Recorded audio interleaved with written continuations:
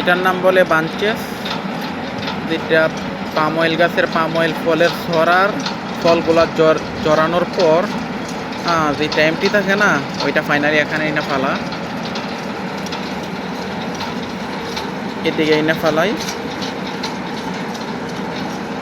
তো এইগুলো আপনার এই ট্রাইলার দিয়ে বাগানে নিয়ে যায়, বাগানে নিয়ে গাছের প্রতিটা গাছের গোড়ায় গোড়ায় এই বাঞ্চেসগুলো দেয়,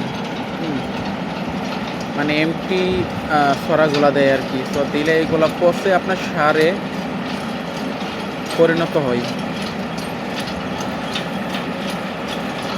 দেখতেছেন এটা এই কনভেয়ারটা ডাইরেক্ট ফ্যাক্টরি থেকে আসছে। তো সবগুলা ধাপ পেরিয়ে এখানে এসে পড়ার পর